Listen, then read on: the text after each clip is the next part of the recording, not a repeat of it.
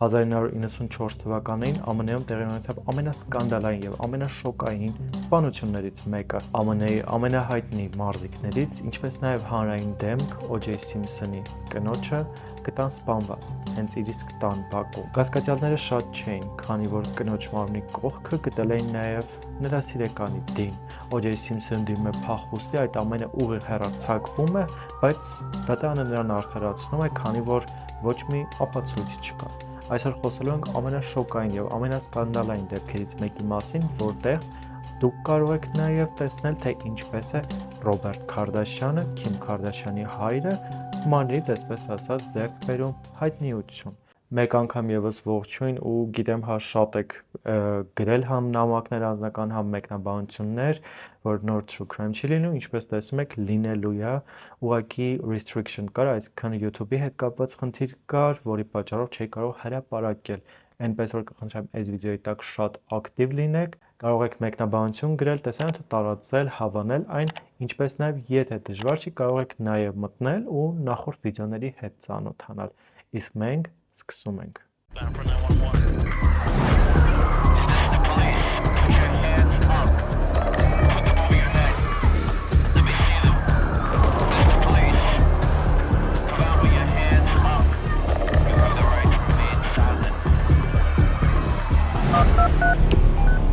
911, what's your emergency?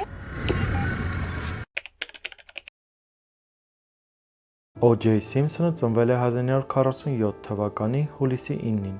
ԱՄՆ-ի Սան Ֆրանցիսկո քաղաքում, բավականին աղքատ ընտանիքում, որտեղ միշտ գումարի կարիք կար։ Մայրը եւ եւս 3 երեխաներ միասին էին մեծանում։ Հոր հետ ի սկզբանե նրա հարաբերությունները շատ բարդ են եղել, նույնիսկ լուրեր էին պտտվում, որ նա լքել է ընտանիքը, քանի որ ոչ տրադիցիոն օրիենտացիա ունեցել եւ մասնակցում էր drag queen միջոցառումներին։ Երիտասարդ տարիքում O.J.-ը դառնում է ամերիկյան ֆուտբոլի ամենավառ աստղերից մեկը, համալսարանական կարիերայի ընթացքում նվաճում հեղինակավոր Heisman Trophy մրցանակը, իսկ Buffalo Bills ակումբում նա դառնում է լիգայի ամենահայտնի մարզիկը։ 1967 թվականին O.J. Simpson-ը բավականաչափ արդեն հայտնի էր, չնայած 19 տարեկան էր, նա այդ ժամանակ ոչ միայն խաղում էր, այսինքն սպորտով էր հայտնի, այլ նաև նկարում էր տարբեր գովազդային հոլովակներում, ինչպես նաև հեռուստասերիալներում կամ ֆիլմերում։ Հենց այդ նույն տարիքում, 19 տարեկանում, նա ամուսնանում է իր առաջին կնոջ Մարգարետի հետ, ումից ունենում 3 երեխա։ Հայտնիության հետ մեկտեղ O.J. Simpson-ի ընտանիքում ամեն ինչ այդքան էլ հարթ չէր։ Նա շատ հաճախ վիճում էր կնոջ հետ ու ըստ ականատեսների եւ նրանց ընկերների, նրանց մոտ շատ հաճախ էր ոստիկանությունը գալիս, որպեսզի լեզվակռիվը չզարգանա եւ ավելի վատ հետևանքներ չունենա, սակայն որևէ դեպք չի գրանցվել, որևէ կապտուկներ, որևէ, չգիտեմ, արտարոց դեպքեր, կոտրած սպասքեր, ոչինչ չի գրանցվել։ Ուղղակի սովորական լեզվակռիվներ, ինչը հավանաբար թե բոլորի տներում լինում է։ Այս ամեն ինչի զուգահեռ O.J.-ը սկսում է կապ հաստատել 18-ամյա մի աղջկա հետ։ Հիշեցնեմ, այդ տարիքում O.J.-ն արդեն բավականին մեծ էր եւ այդ 18-ամյա աղջկա հետ նրա կապը ոնց որ վերածվում է ավելի լուրջ բանի ու նա որոշում է, որ պետք է կնոջից բաժանվի ու ամուսնանա 18 տարեկան Նիկոլի հետ։ 1979 թվականին, երբ նրանք սպասում էին 4-րդ երեխային, դեռևս իր առաջին կնոջից, O.J. Simpson-ը որոշում է, որ նա պետք է բաժանվի Մարգարետից եւ ամուսնանա Նիկոլի հետ, ով աշխատում էր մատուցողում, O.J.-ը տեսել է, սիրահարվել է եւ որոշել է կյանքը կապել Նիկոլի հետ։ Այսպիսով O.J.-ը բաժանվում է կնոջից եւ մի քանի ամիս անց արդեն ամուսնանում Նիկոլի հետ։ Այս ընթացքում մահանում է O.J. Simpson-ի եւ Մարգարետի երկրորդ երեխան։ Նա խեղդվում է լողավազանում, դա դժբախտ պատահար է լինում, ոչ մի ինչ-որ արտարոց բան չկա, ոչ մի դիտավորյալ բան չկա, ուղղակի երեխան խեղդվում եւ մահանում է լողավազանում։ Սակայն այս ամենը ոչի մի ճակատագրական փոփոխություն չի անում O.J.-ի կյանքում, նա ոչ դեպրեսիայի մեջ է ընկնում, ոչ իրեն վատ է զգում, նա շարունակում է իր կյանքը սովորականի պես, այս անգամ արդեն Նիկոլի հետ։ Ամուսնությունից անցնում է շատ ժամանակ եւ արդեն Նիկոլն ինքը իր ընկերների մոտ, ինչպես նաեւ բարեկամները եւ բոլոր ականատեսները պնդում են, որ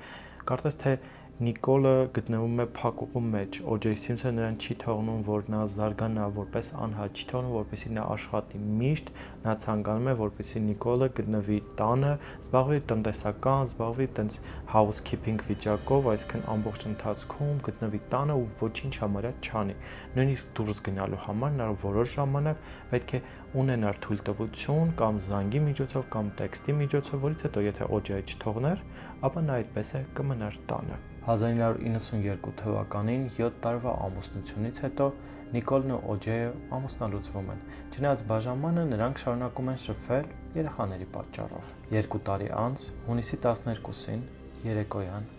Նիկոլ Բրաուն Սիմփսոնը երեխաների հետ մասնակցում էր դստեր դպրոցական միջոցառմանը, որտեղ նաև ներկա էր O.J. Simpson-ը։ Միջոցառումն ավարտվում է առանց միջադեպերի։ Չնայած ներկա ականատեսներն ավելի ուշ ասել էին, որ նրանց հարաբերությունները լարված էին։ Նիկոլը վերադառնում է տուն եւ ավելի ուշ դուրս գալիս ընկերների հետ ընթրելու։ Նույն երեկոյան Ռոն Գոլդմանը, ով աշխատում էր ռեստորանում եւ մտերիմ հարաբերությունների մեջ էր Նիկոլի հետ, նկատում է, որ Նիկոլի մայրը ռեստորանում մոռացել է իր ակնոցները։ Նա որոշում է անձամբ դրանք հասցնել Նիկոլի տուն։ 22:15-ից 22:40-ի սահմաններում Նիկոլը եւ Ռոնը գտնվում են տանը։ Հենց նույն ժամանակ նրանք գլխատվում են, այսպես ասած։ Երկուսի մահն էլ միանգամից է տեղի ունենում, ըստ քննիչների հարվածի պատճառով է այդ ամեն ինչը եղել, Նիկոլը համարյա թե գլխատված է։ Ոչ մի լուր, ոչ մի զանգ ոստիկանությանը չկար, քանի որ ոչ ոք տանը չկար, նրանք երկուսով չեն հասցրել գոռան կամ զանգեն ոստիկանություն, մահը շատ արագ է վրա հասել։ Ուղղակի մի քանի ժամ անց, երբ որ հարևանները նկատում են, թե ինչպես է Նիկոլի շունը, առանց Նիկոլի քայլում դրսում, ինչ-որ մի բան կասկածում են։ Երբ մոտենում են Շանը կամ փորձում Նիկոլի հետ կապ հաստատել, Նիկոլը դե բարձր չի պատասխանում, իսկ Շան մորթու վրա նկատում են արյան հետքեր։ Այստեղ արդեն հարևաններն անհանգստանում են եւ տուն գնալուն պես զանգահարում ոստիկանություն։ Քննիչները երբ որ գալիս են, նրանց հետ գալիս է նաեւ լրատվամիջոցը, քանի որ այս ամեն ինչը գտնվում է ԶԼՄ-ի ուշադրության կենտրոնում հենց առաջին իսկ րոպեներից։ Նիկոլը ուղղակի celebrity չէր կամ ուղղակի բաժանված կին չէր։ Նա համարվում էր Ամերիկայի ամենահայտնի եւ ամենաազդեցիկ մարդկանցից մեկի O.J. Simpson-ի նախկին կինը։ Ոստիկանները հասկանալով, որ միևնույնն է, այս ամեն ինչի հետ O.J. Simpson-ը ինչ-որ կապ պետք է ունենա, քանի որ հիմնականում բաժանումից հետո հենց ամենաառաջին կասկածյալը լինում է նախկին ամուսինը կամ նախկին կինը։ Այսպեսով նրանք գնում են O.J.-ի տուն, ուսումնասիրում են տունը եւ քանի որ փաստաթղթեր շատ չունեն, նրա հետ սկսում են ուղղակի հարցաքննություն, հա շատ կարճ, որի արդյունքում O.J.-ն ասում է, ես ալիբի ունեմ, իմ ընկերների հետ եմ եղել, ոչ մեկին ոչ տեսել եմ, ոչ էլ լսել եմ այդ դեպքի մասին, ձեզնից առաջին անգամ եմ իմանում։ Սակայն քննիչների ուշադրությունը գրավում է սպիտակ Ֆորդը, որը կանգնած էր O.J.-ի տան մոտակայքում, ինչը շատ զարմանալի էր, քանի որ O.J.-ի ինչին էր պետք սպիտակ Ֆորդ, ինչպես նաև նրանք նկատում են արյան հետքեր տան մուտքի մոտ։ Այս ամենը շատ կասկածելի է թվում եւ նրանք O.J.-ին պարտադրում են, որպեսզի արդեն օրենքով, պարտադրում են, որպեսզի նա ներկանա ոստիկանություն։ O.J. Simpson-ը պնդելով, որ նա անմեղ է, որոշում է մեքենայով փախչել։ Հունիսի 17-ին Ամերիկան ուղիղ եթերով հետևում էր, թե ինչպես է սպիտակ Ֆորդի մեջ նստած O.J. Simpson-ը հաղթնում ոստիկաններից։ Նրան հետապնդում էին ոչ միայն ոստիկանների մեքենայով, այլ նաև ինքնաթիռով։ Ճանապարհին կային տարբեր մարդիկ, որոնք պաստառներ էին պատրաստել, որտեղ կար մեղադրանքներ, ինչպես նաև կար պաշտպանություն, որ մենք քեզ հավատում ենք,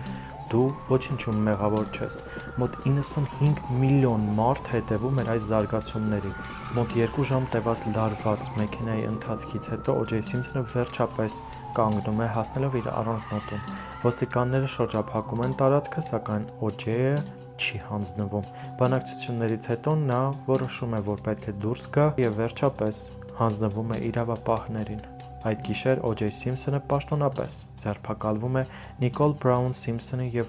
Ռոն Գոլդմանի սպանությունների կասկածանքով։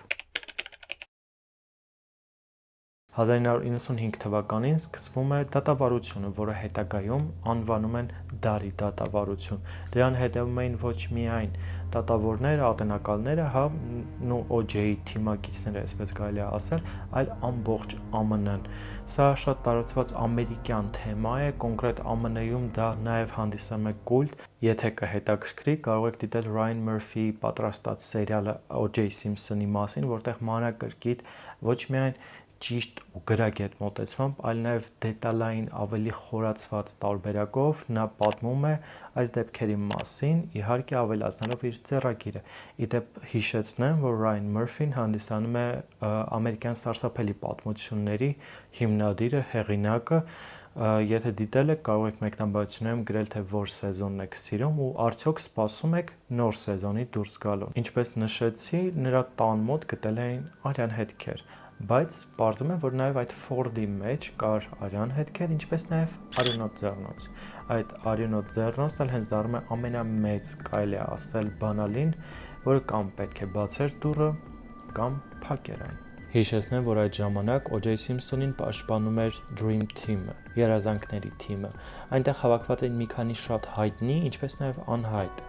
փաստաբաններ, որոնք հետագայում ստացան մեծ համբավ։ Նրանց մեջ էր հայազգի Ռոբերտ Քարդաշյանը, ով Քիմ Քարդաշյանի հայրն է։ Ռոբերտ Քարդաշյանը ու Քրիս Ջեները, նրա կինը, եղել են O.J. Simpson-ի մտերիմ ընկերները ու այստեղ մի զարմանալի փաստ կա նաև Նիկոլի։ Ավելի շուտ դրանք եղել են Նիկոլ Սիմփսոնի ընկերը, հետո նոր O.J. Simpson-ին ճանաչել են, բայց դա չի խանգարել, որ Ռոբերտը աշխատի O.J.-ի համար Նիկոլի դեմ, այսպես կարելի է ասել։ Իդեպ Քարդաշյանների մասին հաղորդում նույնպես ունեմ էջում, կարող եք մտնել նայել, այնտեղ նույնպես կիսվել ձեր կարծիքով։ Այսպիսով ունենալով ընդամենը մեկ կարևոր, ինչպես արդեն նշեցի, բանալի հատ ձեռնոց, ոստիկանները, դատարանը ստիպում են, որպեսզի O.J.-ը հագնի այն։ Եթե նա հագներ ու դա տեղավորվեր, կնշանակեր, որ հենց նա է սպանել։ Եթե ոչ, ապա նա արդար է։ Այստեղ կարելի է հիշել նրա պաշտպաններից մեկի, այսպես ասած, թևավոր խոսքը։ Եթե չի լինում նրա հագով, ապա նա արդար է։ 1995 թվականին երդվյալ ատանակալները կայացրեցին իրենց որոշումը։ O.J. Simpson-ը անմեղ ճանաչվեց։ Անմեղ ճանաչվեց բոլոր պարագրաֆներով, բոլոր հոդվածներով, բոլոր մեղադրանքներով։ Նույնիսկ մի բան էլ ավել, նա շահեց վստահություն, նա շահեց խեղճ մարդու տպավորությունն, այսպես կարելի է ասել, հանրության համար, եւ նրա ռեյտինգները ինչպես դերասան, ինչպես մարզիկ ավելի բարձրացան ու դե բարձր հոնորարները նույնպես։ Dream Team-ի բոլոր փաստաբանները կրկնակի շահեցին, նրանց կարիերան հաջողված ստացվեց ու դրանից հետո այդ փաստաբանները սկսեցին աշխատել ավելի հայտնի քեյսերի վրա ու հիմնականում արդեն աստղերի։ Սակայն եթե կարծում եք, որ սրանով ամեն ինչ ավարտվեց, ապա սխալվում եք։ 2 տարի անց զոհերի ընտանիքները քաղաքացիական դատարանի միջոցով ստացան թույլտվություն, որպեսզի O.J. Simpson-ին դատեն։ Դատարանը քաղաքացիական դատարանը, սա շեշտեմ, O.J. Simpson-ին ճանաչեց մեղավոր։ Սակայն, քանի որ գտնվում էր այս ամեն ինչը Ամերիկայի Միացյալ Նահանգներում, որտեղ մարդը ով մեկ անգամ X գործում արդարացված լինելով, այս դեպքում O.J. Simpson-ը արդարացվել է սպանության գործով, նա չի կարող երկրորդ անգամ դատապարտվել։ Ֆակտը մնում է ֆակտ։ Ամերիկայում, եթե դու արդարացվել ես մեկ անգամ սպանության գործով կամ յուրաքանչյուր այլ գործով, քեզ երկրորդ անգամ դրա դիմաց չեն կարող դատել, որտեղ դու արդեն ճանաչվել ես արդար։ Սա չի ենթադրում, որ եթե ինչ-որ փաստեր նոր գային, նորից դիմեին գործը բացվեր եւ այլն, սա դրան չի վերաբերվում, քանի որ սա քաղաքացիական դատարանն է ճանաչի ավելի ցածր ատյանով, քան այն դատարանը, որը O.J.-ին անմեղ է ճանաչել։ Սակայն ըստ տարբեր կետերի O.J.-ը մնաց ազատության մեջ։ Ուղղակի մի փոքր գումար վճարեց զոհերի բարեկամներին եւ վերջ։ Չնայած նրա բոլոր հաջողություններին, թե ֆինանսական, թե կարիերայի ասպարեզում, 2008 թվականին O.J. Simpson-ը կրկին դատապարտվում է, այս անգամ զինված կողոպուտի համար, ինչը շատ տարօրինակ է, քանի որ նա ուներ մեծ հոնորարներ ու ֆինանսը այն քիչ դեպքն էր, որի համար նա պետք է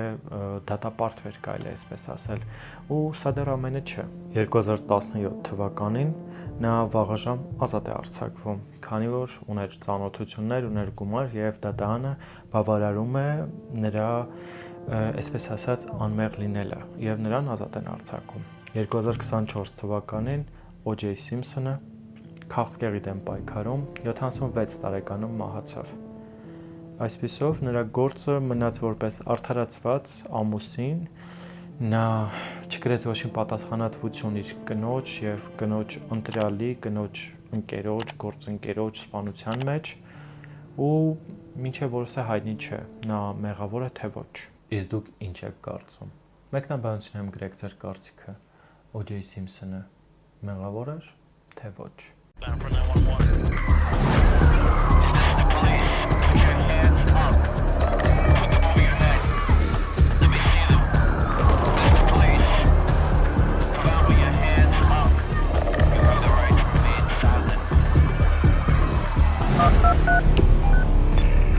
What's your emergency?